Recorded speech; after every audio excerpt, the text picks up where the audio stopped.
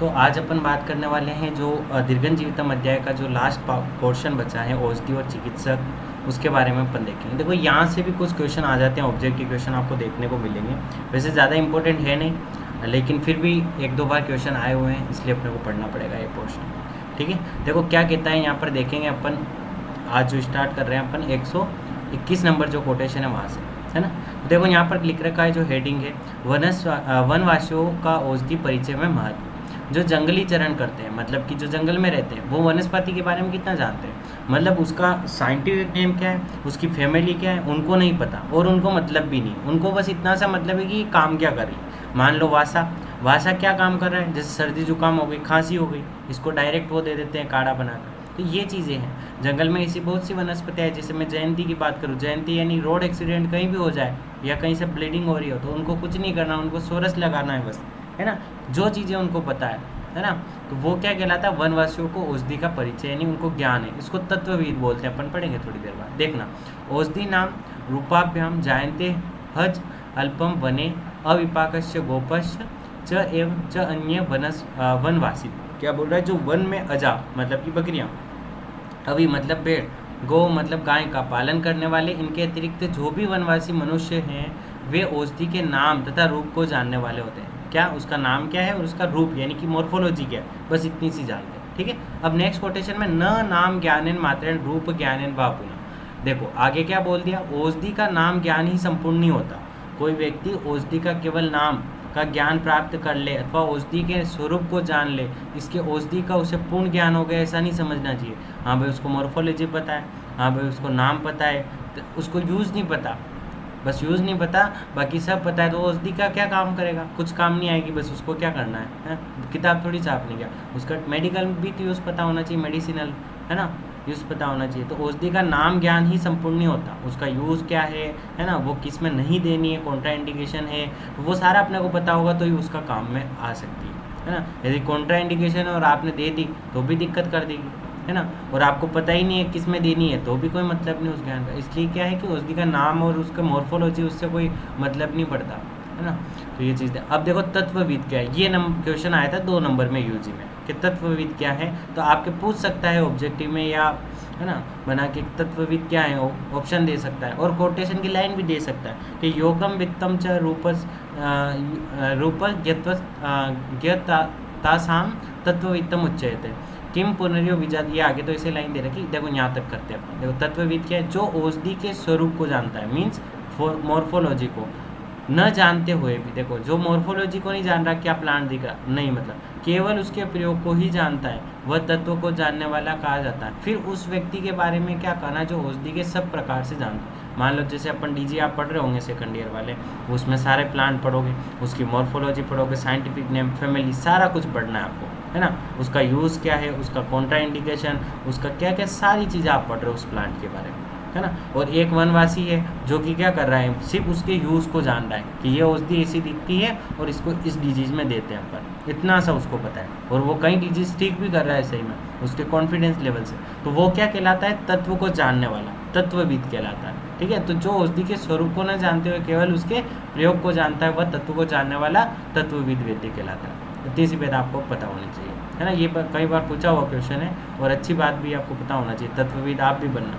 ठीक है, फिर देखो नेक्स्ट कोटेशन में दे रखा, श्रेष्ठ चिकित्सक यानी श्रेष्ठ डॉक्टर का लक्षण बता रखा है कि जो वैद्य प्रत्येक पुरुष की परीक्षा करके देश काल के अनुसार इन औषधियों का प्रयोग करना जानता है, उसे उत्तम वैद्य कहते हैं। देखो उत्तम वैद्य या भिषक उत्तम किसे कहते हैं, ये क्वेश्चन पूछ सकता है कि कहाँ पर इसका रेफरेंस मिलता है, तो दीर्घन जीवितम। अब वो क्या होता है, तो पुरुषम विषम। आप जानते हो कि प्रत्येक व्यक्ति की प्रकृति अलग अलग होती है, उसका देश अलग अलग होता है ना, काल अलग अलग होता है। तो इसीलिए जो डॉक्टर प्रत्येक पुरुष के अकॉर्डिंग उसकी देश काल और उसकी प्रकृति के अनुसार उसको मेडिसिन देता है, औषधियों का प्रयोग करता है, वही वैद्य क्या कहलाता है, भिषक उत्तम कहलाता है। ध्यान रखना, इसीलिए पुरुषम विषम किसके लिए आता है, तो भिषक उत्तम के लिए आता है। इतना सा आपको हाईलाइट करना, बाकी हिंदी में मतलब आपको समझ में आ गया होगा कि प्रत्येक व्यक्ति की प्रकृति अलग अलग होती है, तो आपको उसकी प्रकृति देखनी है, वातज पित्तज या कफज है, देन उसके मेडिसिन का आपको एक आइडिया क्रिएट करना है ना।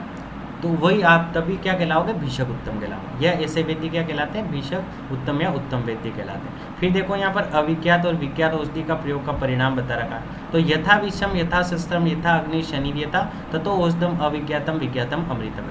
क्या कह रहा है, यथा विषम यानी विष है ना, और यथा शस्त्रम यथा अग्नि और शनिर्यथा, यानी कि इन 4 चीज़ों के बारे में कि देखो क्या बोल रहा है हिंदी में देखना, कि जिस प्रकार विष, शस्त्र और अग्नि और इंद्र का वज्र प्राण को हर लेता है। जैसे मान लो अपन विष पी लें तो भी मर जाए, शस्त्र से भी मर सकते हैं, अग्नि से भी मर सकते हैं, और इंद्र का वज्र या कह सकें कि जो वो बिजली गिरती है ना, किसी भी प्लांट पे गिर जाती है, जानवर पे गिर जाती है, कई बार इंसानों पे भी गिर जाती है, वहीं मर जाते हैं इंसान। तो प्राण को हर लेते हैं। 4 चीज़ें बता रखी है ना, ये चीज़ें ध्यान रखना, यथा विषम यथा शस्त्रम यथा अग्नि शनिर्यथा। शनिर्यथा मतलब इंद्र का वज्र, ठीक है। इनके विपरीत जानी हुई औषधि अमृत के समान प्राण रक्षित होती है, ठीक है। तो देखो एक क्या है, अपने को उस औषधि के बारे में बतानी है, आप क्या कर रहे हो, ले रहे हो।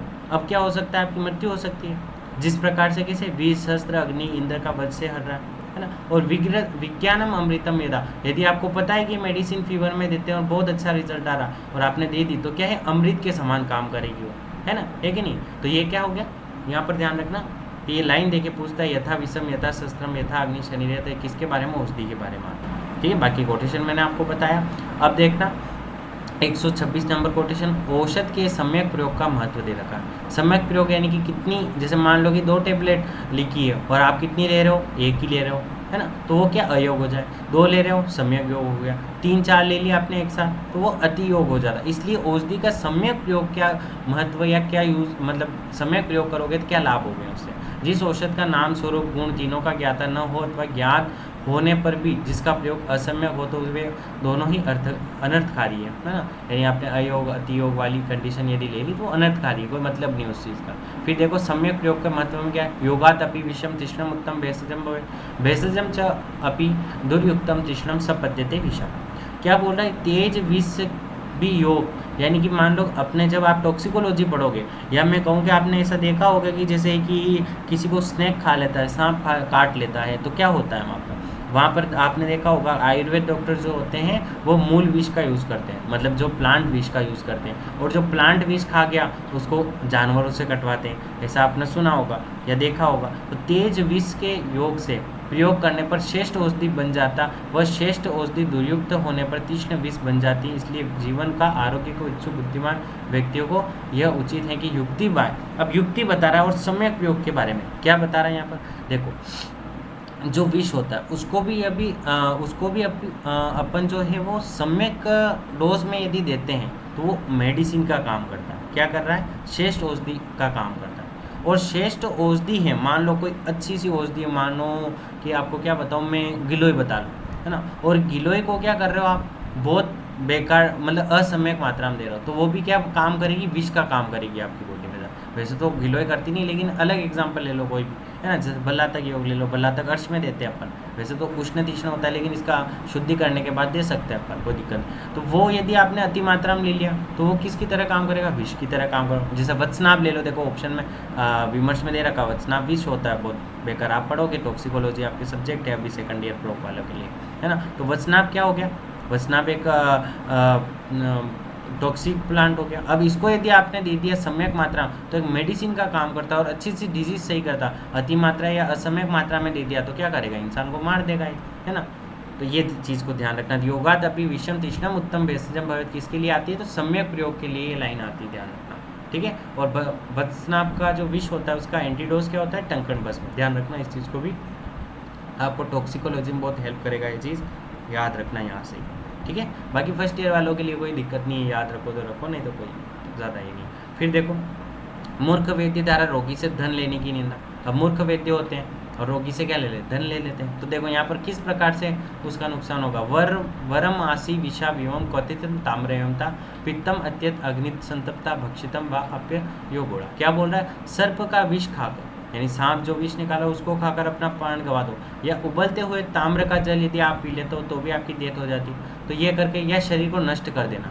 अग्नि में तपाए हुए लोहे को गोले को खाकर लेना अच्छा है, पर वैद्य को वेश बनाकर, जो डॉक्टर हैं झोला छाप वगैरह, वो वेश बनाकर रोग से पीड़ित जो रोगी आता है, शरण में आए हुए रोगी को अन्न पान और धन लेने अच्छा नहीं है। मतलब यदि आप उससे से वो लेते हो, यदि पैसे वगैरह लेते हो ऐसे रोगियों से, तो इससे अच्छा है आप इससे मर जाओ, है ना। जैसे सांप वगैरह खा के, सांप का जहर खा लिया, उबाले हुए तांबे का जल पी लिया, या अग्नि पर तपाए हुए लोहे को गोले खा लेना अच्छा है। लेकिन ऐसे वैद्य से ट्रीटमेंट करवा रहे हैं, या वैद्य का वेश बनाकर जो रोगी से पैसा वगैरह या धन की इच्छा रखता है, इससे अच्छा ऐसे मर जाना अच्छा है। ठीक है, ये चीज़ देता है। तो यहाँ पर ध्यान रखना, वरम आशी विषा एवं कथित ताम्रे लाइन देके पूछता है किसके लिए आती है, तो ये किसके लिए आती है, मूर्ख व्यक्ति के लिए आती है। ठीक है, फिर यहाँ पर देखा चिकित्सक सदा प्रयत्नशील रहे। चिकित्सक जो डॉक्टर्स होता है, फिजिशियन होता है, उसको हमेशा अपनी जो गुण होते हैं उनकी बढ़ोतरी में हमेशा प्रयत्नशील रहना चाहिए। क्या कह रहा है, भीषकम बुभुक्षु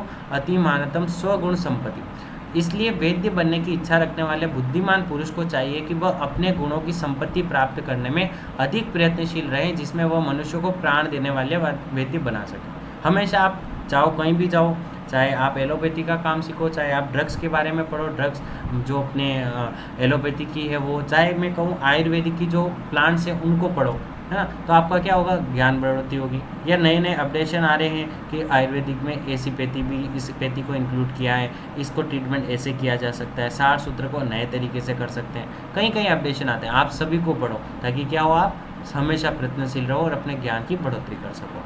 ठीक है, तो और श्रेष्ठ औषध और चिकित्सक के बारे में बता रखा है, तथैव युक्तम भेषजम यथा आरोग्यम कल्पते स च एव भेषजा श्रेष्ठम रोगेभ्यो स यस प्रमोचयेत्। क्या बोल रहा है, वही औषध श्रेष्ठ है जिसका प्रयोग करने पर आरोग्य की प्राप्ति हो सके, और वही व्यक्ति या वैद्यों में श्रेष्ठ हैं जो रोगियों को रोग से मुक्त करते हैं।